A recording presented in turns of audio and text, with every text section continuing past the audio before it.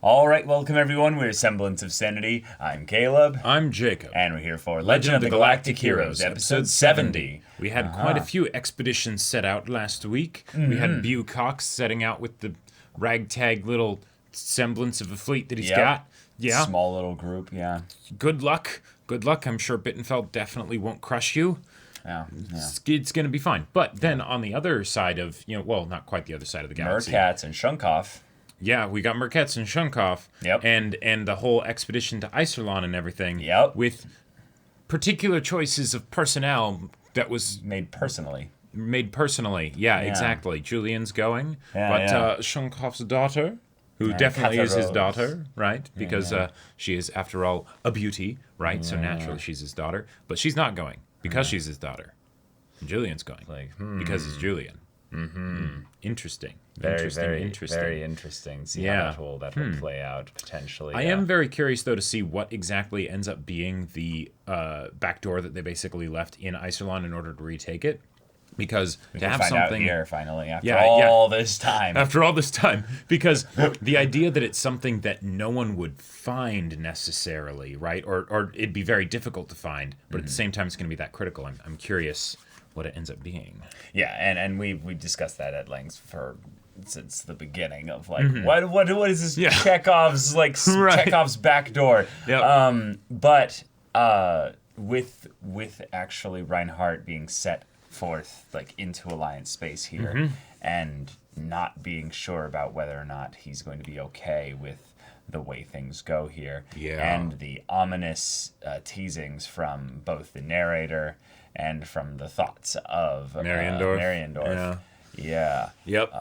But we also got some ominous narrator thoughts regarding Yang as well in that data disk that apparently he should have looked at first thing, but he didn't. Yeah. So, interesting. Y'all, without further ado, let's get into this. All right, everyone, now be sure to go check out the reaction portion of the video in the description below, then come back here for the discussion.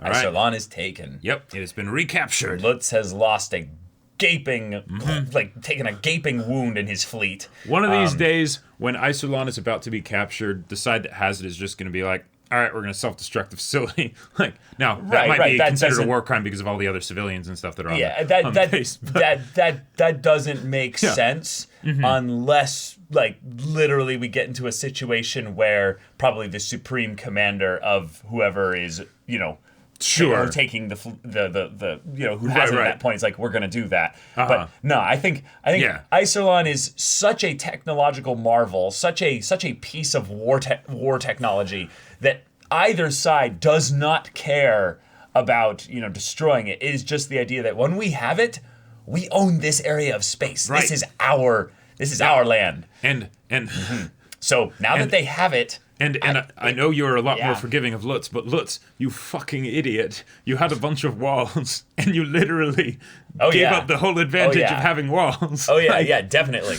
The part that's also a problem with regards to incompetence here is that if Reinhardt's orders were not being messed with intelligence-wise, he would have been sent out anyway. Well, yeah, and that's what I love about it, is that it's something where when Reinhardt eventually gave the orders, I'm calling Lutz an idiot, but at the same time, he's a person, right? And people make mistakes, and it was something where it was specifically engineered to cause him to make a mistake, right? So it was done tactically and all that stuff by the enemy, right? But in some ways, the story actually protected him even more by having Reinhardt not actually feel like he wanted to have him stay there by sorting him and bringing everyone through. When Reinhardt knows that Yang is out there, and one of his biggest, I would say, if we consider that actual side of Imperial space to be like the borders of Imperial space, it's kind of like saying, hey, this fort that we've got here, it's basically impenetrable. So the 10, 15,000 ships we could issue from there, you know, and still maintain a really large crew, 1 million officers. So it's a freaking world, it's a moon. Oh yeah. It's no moon. Right. It's straight up the Death Star. Yeah, it's the Death Star, exactly. Great. Yeah. They could definitely issue that and hold off any fleet without necessarily having, more than 1,000 ships or something, right? They have the Thor's Hammer. Yeah. Any fleet that goes in there is stupid unless they're small enough that they feel like they can take Iserlohn with 50, Where it's like, we're going to split up our ships into groups of 100. Hold on, Shunkov. You're not, calm down your big dick energy. Right. Even you can't do that. You know? Because while the ships might hold, I think, what did they say? The ships on average held between, 500 to 1,500 people. Yeah, I can't remember. We did a we did a calculation. And I think it was different for the Alliance versus the Empire. It was around 1,000. But it was around 1,000 plus minus some amount. And what I would guess then is that while you can have 1,000 people per ship, 1,000 people per ship aren't boarding. So you need a good boarding party to actually be able to take the Iserlohn fortress. So from the Empire's perspective, they don't even have necessarily the capacity to put enough people on Iserlohn to take it, except for the fact that Yang has taken it before.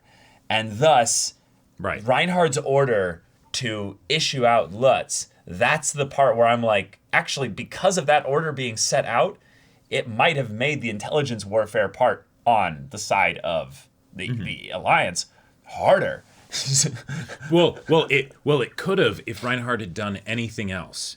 Because the problem here, and this is one of the reasons why, yes, it is also Reinhardt's fault, is because Mariendorf brought up a very valid concern. Now, regardless of what he decided, he might have info that we don't, Reinhardt. Well, and it. If he had actually made a decision, I think it would have gone a lot better. But the decision that he made was kind of a non-decision. It's, I'm not going to keep pressing, but I'm also not going to tell him stay there or anything like that, right? It was just because since they don't know that he's getting all this potential, they're theorizing that he could be getting bogus data or things like that, or there's something happening that's keeping him there. But they still did issue an order and then didn't say okay, we actually changed our mind, right? Which that if you don't actually want him to leave, then or request additional information. What's the status? What's going on there? Why haven't you responded? The why haven't you responded, I think, is more of the concern from my end with regards to Reinhardt, is that if you have a battle station that is inert, not following orders and stuff, I would assume it to be taken already. Sure. I would assume it to be basically a situation where it's like, well, crap. Shit, Lutz is dead. They somehow already took it in the night, Iserlohn, and we never got word of it. So, okay. Now, if he had actually sent the message, what probably would have happened is Lutz would have been like, that's another bogus thing. We're not going to bother answering it.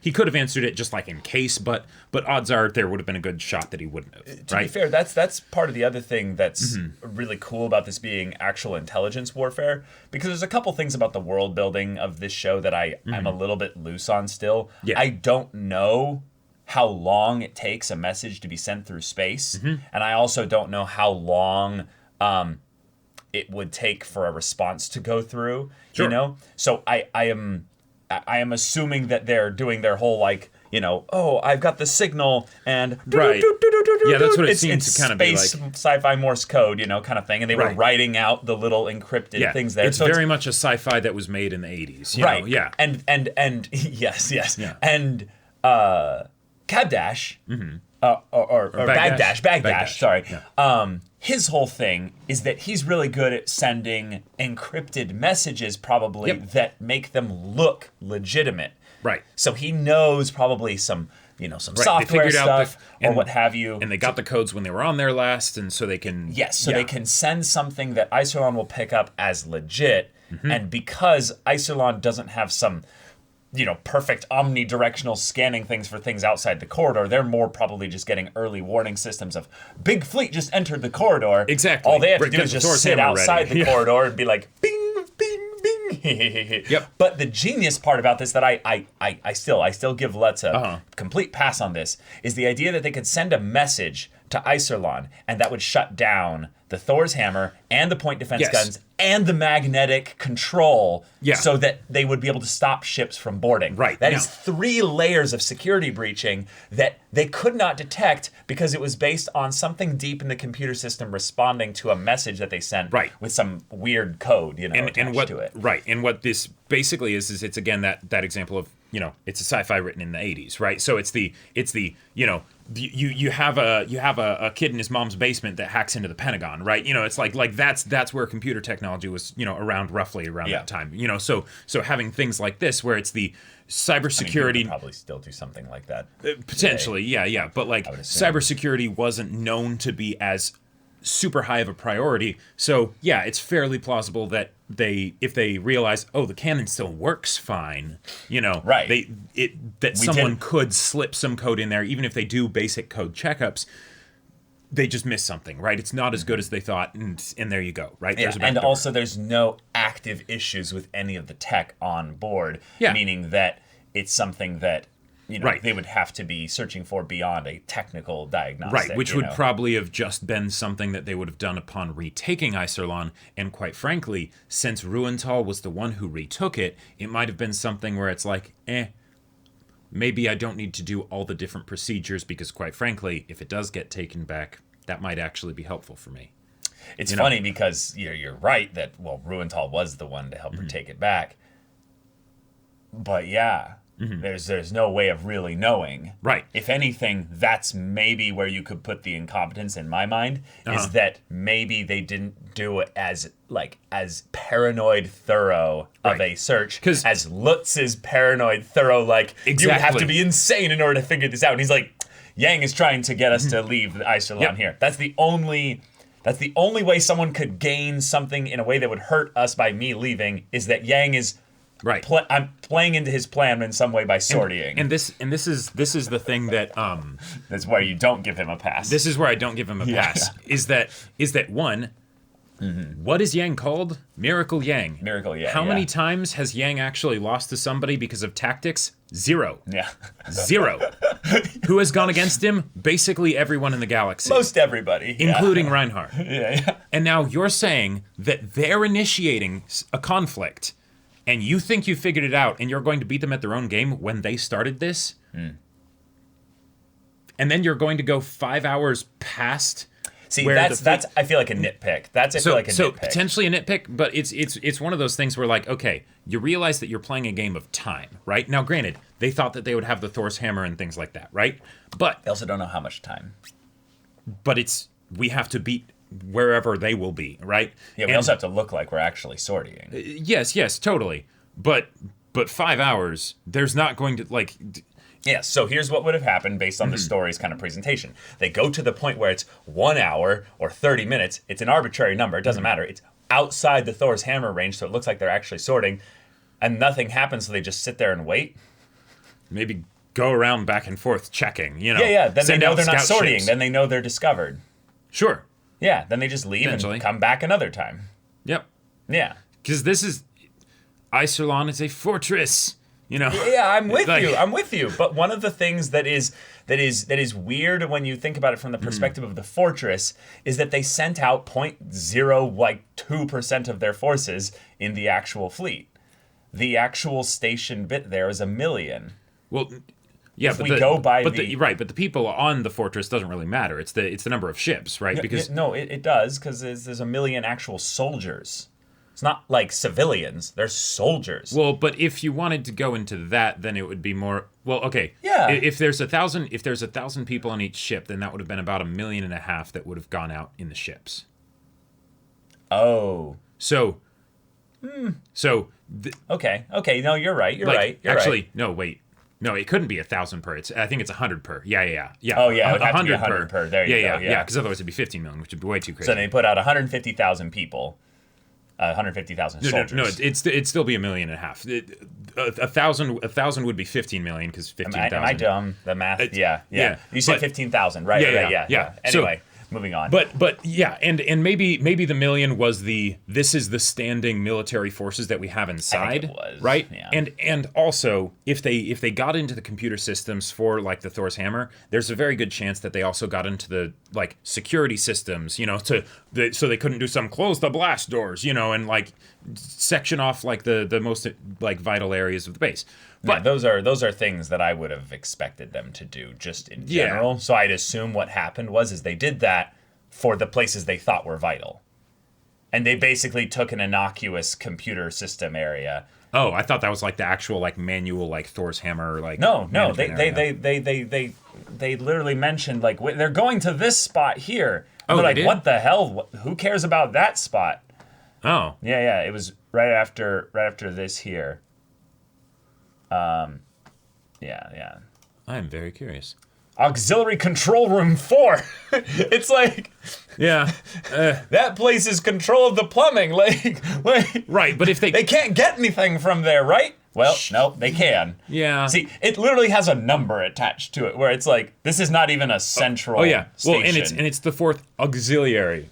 Right. So it's the 4th backup control room. But even a backup, it's that cybersecurity thing. But I think plot written wise, it's pretty obvious what they're kind of implying here is that it's not a place that makes sense for them to defend because there's no tactical gain that they gain from that. That's why he's like, why are they going there? Like, there's nothing there. I don't know. Are we to assume that these guys are complete idiots who are like, no, there's obviously a way that they could breach the whole system from there. No, they probably are like, no, there's nothing they could gain from there, right? And then, no, there is. Yeah. Because they actually set up this goofy code with jam and marmalade. Yeah, and the stuff. comedy this episode was on fire.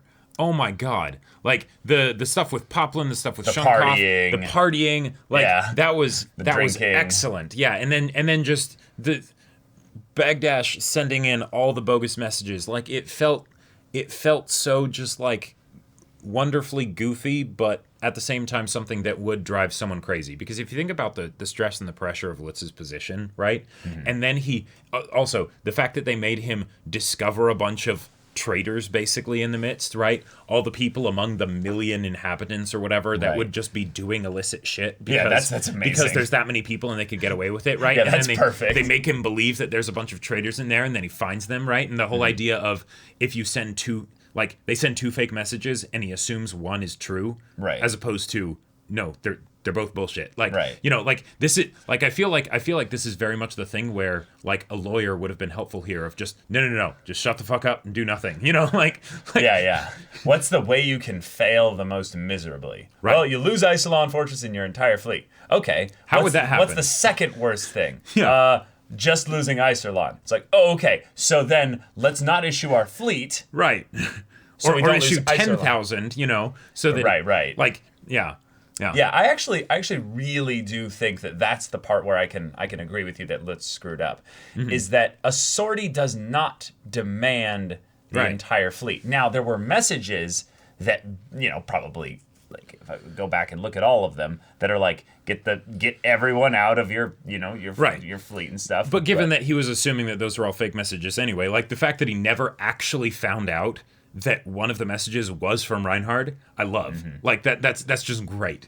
Because their information warfare thing was very effective. Right. And sortying from a fortress, while you can say tactics and what have you, this is a sci-fi where literally every ship inside a fortress is useless until it leaves the fortress. Right. So until Yang attacks, those ships aren't doing anything. So send 7,500. Send half your fleet out. Sure. That's a really strong force. There is no way that Yang would have anywhere close to the numbers to face the other. The thing is, though, that means Lutz has to go out there.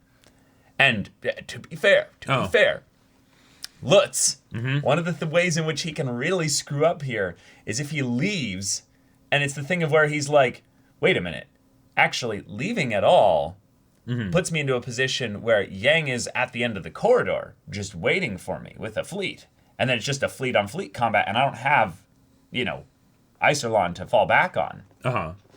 So I still think his plan had, some merit to it because you can't just assume automatically that in, a couple hours, super Death Star fortress will switch hands at the drop of a hat.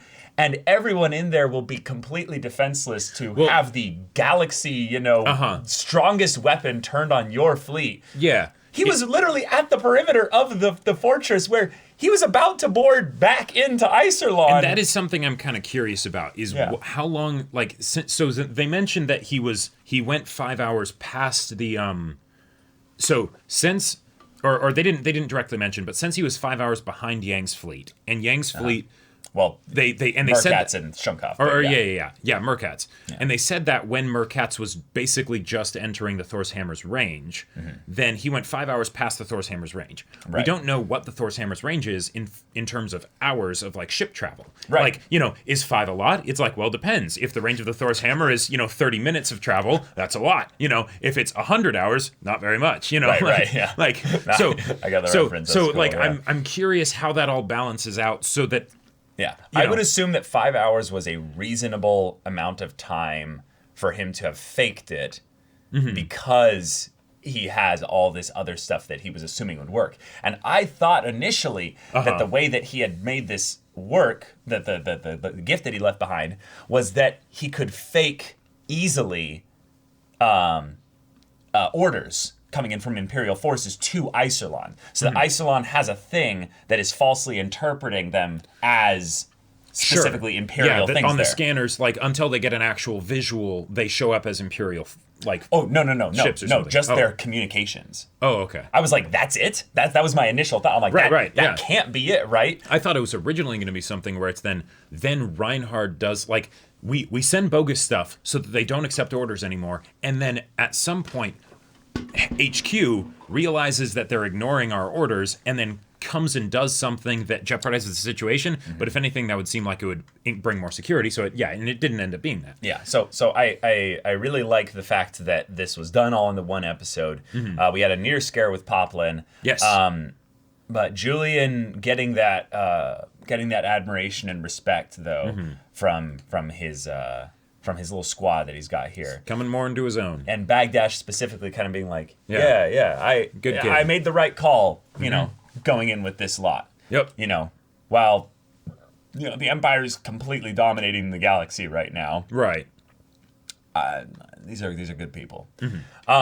However, on the Imperial side of things, Bukok might be way more prepped than we thought. What the hell? Like, I really was surprised by the idea that they're like, this is definitely the advanced fleet of the Alliance. Like before, so we need to basically prep just in case there's a larger force there. Like, they threw out the big numbers. Yeah, 20,000 that Bukok has after sending the 5,000 to Yang. Now, one of the things that I want to bring up about this is that we actually got numbers beforehand of exactly what the Alliance had as far as maintaining just order. Like, or the minimum amount for maintaining order. And that was the policing forces that they sent to Yang during Ragnarok. And it was about 5,000. It was about the same that Bukok sent this time. But somehow they had 25,000 ships post-Ragnarok. 26,000. Yeah, 26,000 ships. Yeah. Post-Ragnarok. Yeah. Post-scuttling and all of that. Now, some of that might have been faked. What? And the other part that's a little bit iffy about this is we don't know how good these ships actually are. Well, sure. Some of these ships, if I was Bukok, and this was something that I was like going for a bunch of old tankers and rusty buckets. I would literally put like some of these ships out there as like, you're just there to tank a shot. Just understand that we are doing this and we're going to die, basically. Also, when it says had 20,000 ships to the front and rear, I'm guessing that's 20,000 total, not 20,000 each. Oh yeah, total. Yeah, that is total. But even so, the Alliance did not have nearly that many, like the 26,000 or whatever, even not counting the ones that they did scuttle, because like I think they ended up talking that like at that one time when they showed them scuttling, that it was like some 2,000 ships and only like 600 managed to like go and join Sherwood. Yeah. The fact okay. Yeah. But the fact that they had that many after that makes me think that they were actually like still building ships, which I feel like the Empire would have cracked down on a lot. It depends. And also the Alliance is large, so Yeah. they could have hidden things along the way. But this is probably the entire force that they have. They have nothing else, probably no reinforcements coming. Nope. This is going to be a massive battle. Bucock seems to be employing some kind of pincer maneuver. You know, he's approaching them from the front and the rear. Yep. So that's something where he could end up having to divest maybe command of one of those fleets to Wu Chang, maybe. Possibly. I would love to see Wu Chang like be in command of a little separate fleet on his own. Yeah, I don't remember if Wu Chang actually left to go. He did go with there. him. He did go with him. Okay. Yeah.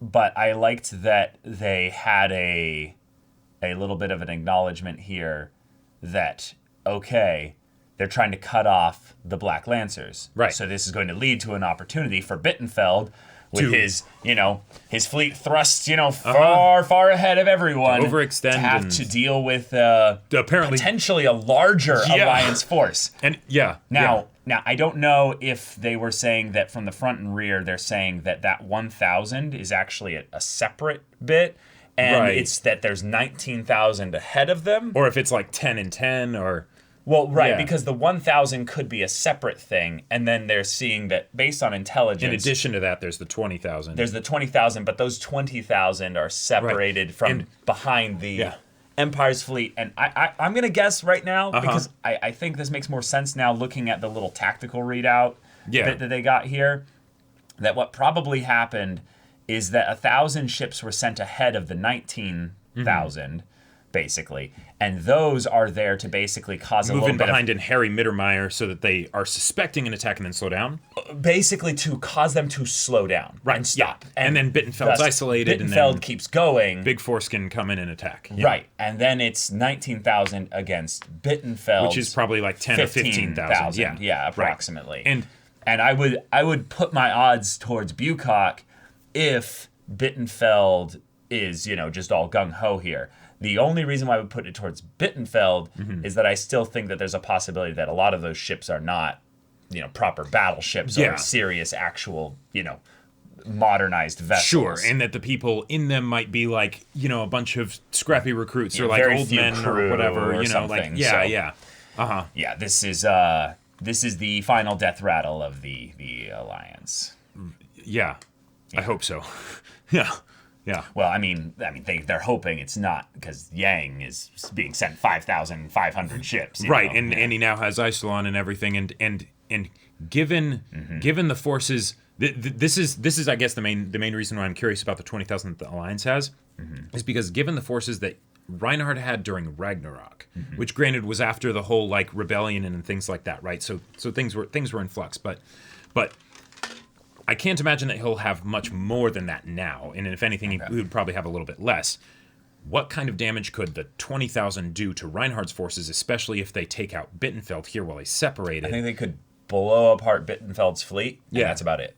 And I don't think they're going to do more than damage about 1,000 ships of Reinhardt's once that battle's over. Probably not. Yeah. If they leave, Mittermeier would crush them. This would be the best thing Bucock could do. Yep. Kill Bittenfeld and then get out. Yeah, do enough damage to break his fleet, so kill like 5,000. Yep. Break like 5,000 ships. He'd probably lose like a good chunk of ships though. Then run to Yang. No. Then disappear. Sure. Then disappear and basically wait a week. And try and do it again. And then come at them again on Repeat their way of Ragnarok to Highness. with Yang's strategy. Yeah, exactly. And Bucock is old and patient and wise, and I would say that he's not looking for glory here. He's looking to basically make way for the future. He's understanding that he is going to die doing this. He's probably going to at least get executed if he gets captured, Oh, definitely. There's no way. He's falling on his sword, taking basically hey, I will never surrender. I will fight all the way to the end. Yep. And those that come after me might be able to make something of what I did this day or over the course of this campaign against the Empire. Yeah. So, okay. All right. Good luck, buddy. I do not have much hope for you, but I've got a decent amount of hope for him. I am impressed that they have a fleet of 20,000. Yeah, like when they said like 5,000 and like 670 or whatever the number was, right? Like it was such a specific number. I was like, oh shit, are they only having like 1,200 ships after that? Like they really just sent everything. Like that seemed like a basic like, here's a tip, Yang. You know, like. Yeah. There was a little bit with, I believe it was Mueller. Who has basically said, urging the rear echelon Mueller fleet to take extra caution. Right, in case anyone sneaks up from behind them. Right, which could be the possibility that that's how this pincer thing is going on, that the 20,000 ships are to the front and rear, and Mueller and Bukock. Mueller and Bittenfeld are the ones that are going to be engaging the Alliance directly. That is a good point. But we don't know where the front and rear is regarding, if that's connected to the 1,000 ships that are behind Bittenfeld. And there is something that needs to be mentioned, just because it is possible that this is the case, even though I think both of us highly doubt it. Yeah. That when they say 20,000 ships to the front and rear, they mean 20,000 each. Yeah. Which it's not the case. There's no way that's the case. There's no way that's the case. Yeah. I could see them doing that if they really went with my theory, and that it's like, we are using jury-rigged asteroids with engines. Right. And bombs attached to them. And like civilian transports and stuff. Yeah, and that have been, outfitted with a big gun on their like a single gun. Yeah. And, there's someone on there mounted. Poof, right, like Firefly style. Yeah. Poof, Right. It's like, it's not really a warship. Yeah. And then there's probably, 30% of them are actually warships. Yep.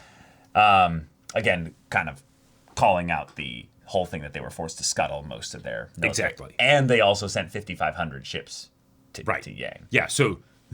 Which are probably all the good ships. Right, the fact that at the scuttling there were only 2,000, and it's like, oh, no, that's only 10% of... far less than 10% of our remaining forces. Yeah, it could have been a thing where they used subterfuge and lied and tried to set up something where they're like, oh, well, we've got shipyards that we're not telling you about. But we've never had any hint of things like that so far from Rebel or anybody. So the numbers are a bit interesting. Yeah. But other than that, we have a big fleet battle up and coming here. Bittenfeld, you asked for it, you got it. And here you are. Yeah. Regardless of what we say about the fleet numbers, that will definitely make what's about to happen much more exciting. For Bittenfeld, especially. Well, yes, but like when the whole idea of like retaking the Alliance was brought up and everything, and it's like, Bukock and Wu Chang are gonna do their thing. I'm like, oh god, this is just gonna be an execution. Right. Like Bittenfeld will be so disappointed when it's like 2,000 ships. 2,000 ships. He's like, well, what am I supposed to do with this? Like. So not even hard. Yeah, right. I put on my big battleship and everything for this. Right, I surged forward and just nothing. I didn't even feel that. Like, yeah.